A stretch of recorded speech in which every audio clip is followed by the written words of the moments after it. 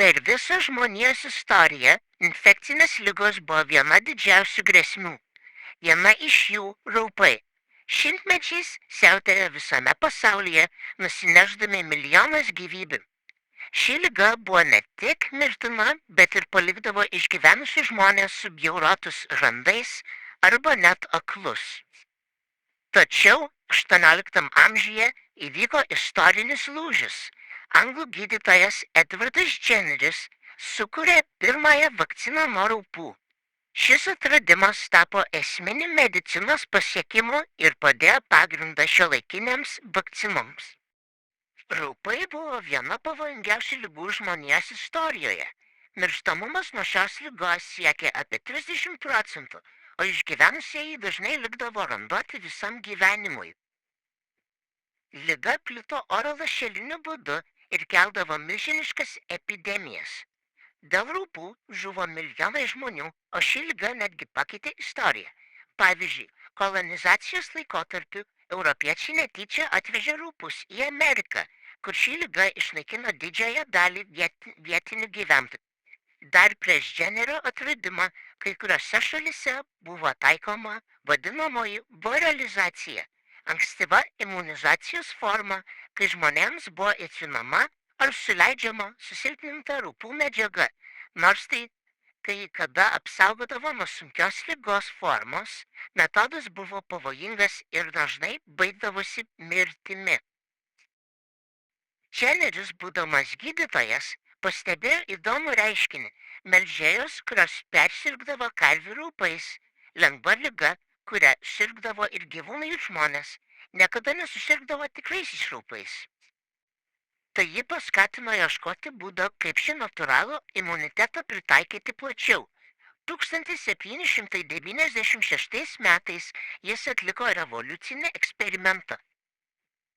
Jenneris paėmė pūlių mėginį iš moters, sergančios karvių raupais, ir per odos įbrėžimą suleido jį 8 metų berniukui Jamesui Tipsui.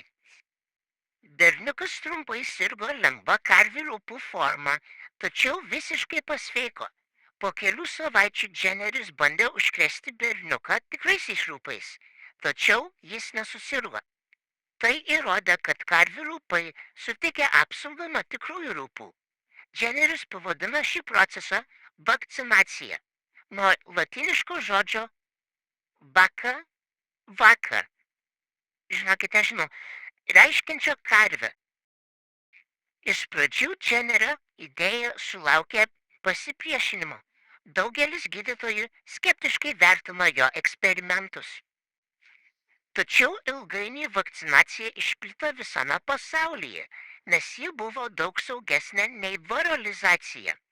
XIX amžiuje vakcinacija tapo privaloma kai kuriuose šalise, o XX amžiuje pasaulinės kompanijos leido šią ligą visiškai išnaikinti. 1979 metais Pasaulio sveikatos organizacija PSO paskelbė, kad raupai buvo visiškai išnaikinta. Tai yra vienintelė žmonių liga, kuri buvo pilnai sunaikinta vakcinacijos dėka. Tai tapo vienu didžiausių medicinos pasiekimų istorijoje. Jennerio vakcina tapo pagrindu visoms šiuolaikinėms vakcinoms. Jo metodas įkvėpė mokslininkus kurti kitas vakcinas nuo pavojingų ligų, tokių kaip poliomielitas, tymai, raudonukė ar covidas. Jo atradimas ne tik išgelbėjo milijonus gyvybių, bet ir pakeitė požiūrį į ligų prevenciją. Dėl šios priežasties Jenneris dažnai vadinamas imunologijos tėvu, o jo darbas iki šiol prisimenamas kaip vienas svarbiausių mokslininkų laimėjimų žmonijos istorijoje.